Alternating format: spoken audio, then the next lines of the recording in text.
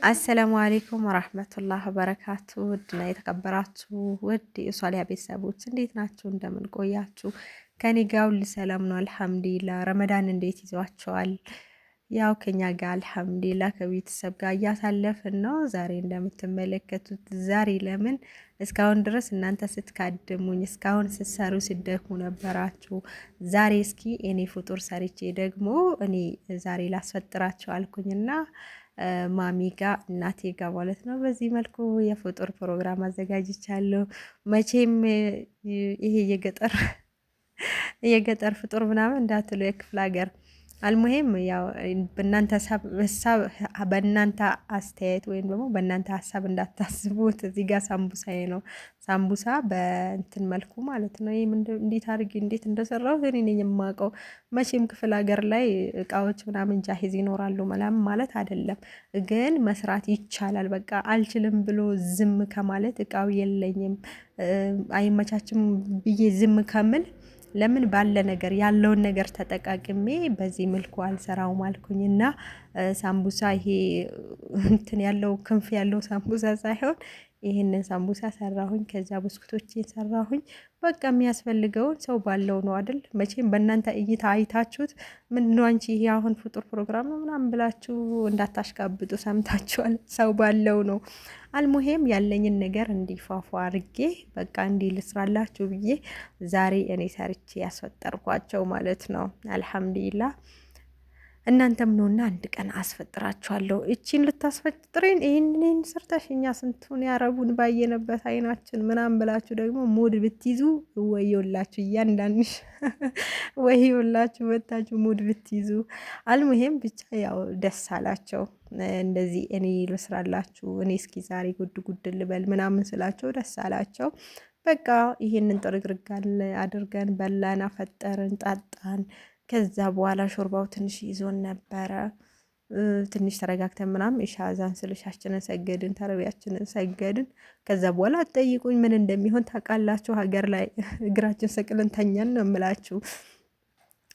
አልሙይህም ብቻ ያው እስካሁን ለምን አልሰራሽም ዛሬ ብቻ እንዴት ረመዳን እኮ ሳምንት ሆኖ ምናምን ልትሉ ትችላላችሁ።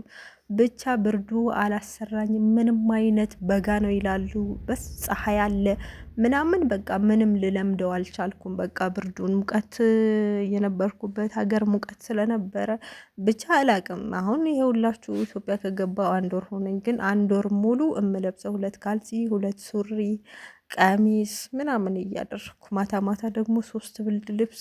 እኔ እንዴት በቃ ያንን ብርድ መቋቋም ነው ያቃተኝ። ብርድ እንዴት ነው የምትቋቋሙት? ገብታችሁ የምትወጡ ልጆች በምን መልኩ ነው በአላ። እኔ ግን ምንም በቃ ልለምደው ያልቻልኩት ነገር ቢኖር ብርድ ነው። እና ብርዱን እንዴት ነው የምትቋቋሙት መታችሁ ስትሄዱ ምናምን? እና ያው ብዙ አስተያየት ስለምትሰጡ እኔ አስተያየቱን ልስጣችሁ፣ ግን የብርዱን እንዴት እንደምትቋቋሙት እናንተ ኮሜንት ላይ ጻፉልኝ።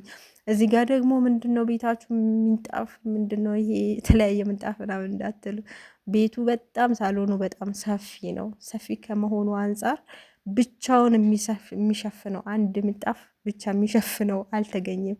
ስለዚህ እስከሚገኝ ድረስ ያለውን ጠጋግነንም ምንም ብለን ያው ግዴታ ማንጠፍ ስላለብን አነጣጥፈነዋል። ኢንሻአላህ አንድ ቀን ደግሞ ትልቁን ሙሉ ለሙሉ ቤቱን የሚሸፍነውን አድርገን ፎ አድርገን ማዘርየዋን ያው ሰፕራይዝ የምናደርጋት ይሆናል። ለጊዜው ግን ያለውን እየተጠቀምን ያው ባለው ነገር እንብቃቃለን። ለምንድን ነው እንደዚህ የተለያየ ምንጣፍ ያለው ብላችሁ እንትን እንዳትሉት። ብታይ ከቤቱ ስፋት የተነሳ ነው። አዲስ አበባ ቢሆን አሁን ትናንሽ ቤቶች ታውቃላችሁት በቃ አለ አይደል፣ ሳሎኑ ይሄን ያህል ሰፊ አይሆንም። አንዱ ምንጣፍ ራሱ በቂው ነበረ። ግን ይሄ ስንት ምንጣፍ ተነጥፎበት በቃ ምንጣፍ አይበቃውም ነው ምላችሁ። መቼም የገጠር ቤት ታውቁታላችሁ፣ አስፍተው ነው የሚሰሩት በቁጠባ እንደ አዲስ አበባ መሬት ምናምን አይደለም፣ ያው የገበሬ መሬት ነው። ስለዚህ በሱ ደግሞ የሚሰራው እንደዚህ አስፍተው ነው። ለማንኛውም እናንተ ከምትናገሩ እኔ ያለውን ነገር ልንገራችሁ ብዬ ነው አፍ እንደምትሉኝ ተስፋ አደርጋለሁ። እና እዚህ ጋር ቅድም ብያቸዋለሁ፣ ምንም ነገር የለኝም ብላችሁ እንትን እንዳትሉ። ይሄ ሳምቡሳን በምን እንደሰራሁት ልንገራችሁ። የሆነ ሰውዲ ላይ ሳውዲ ሳይሆን የትኛውም አረብ ሀገር ማጣበቂያ አለ አይደል? ትንሽ ትዳምጡትና በመሀሉ አስገብታችሁት ከዛ የሚያስፈልገውን ነገር ምስርም ይሁን ስጋ ምናምን ያደረጋችሁበት በመሀል አድርጋችሁ ጥብቅ የምታረጓት እንትን የሳምቡሳ ምሰራው አለች አይደል? እኔ ደግሞ በምን እንዴት እንደሰራሁት ብታዩ ወላሂ በኩባያ ነው የሰራሁት። ሹፉ በኩባያ እና በኩባያ ሰርቼ ምናምን እጥፋሪ ያኔ ያደረኩበት ስጋ ነው።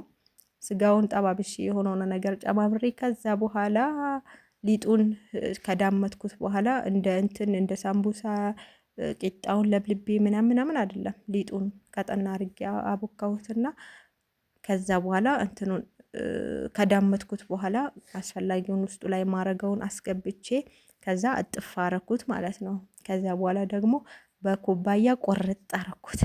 ከዛ የሁላችሁ ጫፉን መልሳችሁ በማንኪያም ሆነ በሹካ ከፈልጋችሁ በእጃችሁ ጥብቅ ጥብቅ አደረኩትና ሳምቡሳ መሰለ። ማሻአላህ በጣም ነው የተበላው ብልአፍያ። ያው ብስኩቱን ደግሞ ብስኩት ያው የትም ይሰራል። ስትፈልጉ በቢላዋ ስትፈልጉ ቅርጽ ማውጫ ካላችሁ ምናምን ብቻ ምን አለፋችሁ ምንም እቃ የሚባል ነገር የለም ነው ምላችሁ። በቃ ባለኝ ሰራሁት። ያው ባለኝ እንደዚህ አስመስዬ ተመሳስለን ምናምን ፎጡሬን አደረኩኝ። በላን ጠጣን። አሁን ደግሞ ተረዊ እየተሰገደ ነው። እኔ የቻልኩትን ያክል ቤት ሰግዳለሁ። ከዛ ያልቻልኩትን ደግሞ ተኛለሁ ማለት ነው። ግን እዛ እንደምትሉት አይደለም። ሀገሬ ገብቼ መቼ ነው እኔ እንደዚህ በነፃነት ተረዊ የምሰግደው በነፃነት አማርፈው ምናምን ይባላል አይደል? በእርግጥ ማረፉ ይታረፋል። ግን ተረዊ የሚለው ነገር ሂጄ ሰግዳለሁ ምናምን አረ እኔ ራሴ አሁን ፈተዋ እየሰጠው ነው። እንዳልሄድ ይሆን አላውቅም። ሴት ልጅ ምን ያደርግላታል? እንደው ቤት መስገድ ነው በላጩ እያልኩ የሚሄዱ ልጆቹንም እያበላሸው ነው፣ ሴቶችን ማለት ነው። አልሙሄም ቤት ነው የምንሰግደው እኛ። ስለዚህ የሚሄደው ይሄዳል፣ ማሄደው ደግሞ ቤት የቻልነውን ያክል እንሰግዳለን። ግን ሾርባው ይዛቸዋል። በቃ እኔ መጀመሪያ ሾርባ እንዳጠጡ ያለውን ነገር ቀማምሳችሁ ከዛ በኋላ ሾርባ ጠጡ እያልኩኝ በቃ እንዴ እኛ ስንት ጊዜ የኖርንበትን ገና አንቺ መተሽ አሁን ሾርባ ቀድሚያ እንዳጠጡ ምግብ ብሉ ምናምን ያልሽ እያሉ ያው ከነሱ ጋር ራሱ አንድ ጦርነት ፈጥሬ ያለው ነው የምላችሁ። ብቻ ለማንኛውም ኸይር ነው። አላህ ሁሉንም ኸይር ያደርገው። ለእናንተም አላህ ርስቃችሁን ይክፈትላችሁ፣ በሀገራችሁ ይበጃችሁ፣ ከቤተሰባችሁ ፍጡር ከዚህ በላይ ጎዝጉዟችሁ ፎ አርጋችሁ ሰርታችሁ የምታፍጠሩ የምታስፈጥሩ አላህ ያደርጋችሁ። እንሻላ ቅርብ ቀን ነው ደግሞ ይሄ ይሆናል ቢኢዝንላ። ሁላችንም በሀገራችን ሰብሰብ ያደርገን። የሰው ሀገር በቃ ይበለን። ስደት ይብቃን ያ ረቢ። ወላሂ እንደ ስደት አስቀያሚ ነገር የለም። ግን የሀገራችሁን አትግቡ። የሀገሩን ኑሮ ውድነት ምናምን ማአድሬሹ የሚላችሁ ሰው እንዳትሰሙ። የሁላችሁ እንደዚህ እየበላ ነው ሰው እንደዚህ እያጠጣ ነው ብልአፍያ። ግን በቃ ኑ የሚላችሁ የለም፣ አትምጡ፣ ኑሮ ውድ ነው ያለውን ነገር። መቼም አንድ የተሰራው ድስት ሙሉ ስደተኛ አይበላው። ስለዚህ ያለውን ነገር ተቋድሶ ቢበሉ የተሻለ ነው። ለማንኛውም ሀገር ነው። እንደ ሀገር ደግሞ የሚያሳርፍ ቦታ የለም። የሰው ቤት ቢታመም ሁላ ረፍት አታገኙም ስትታመሙ።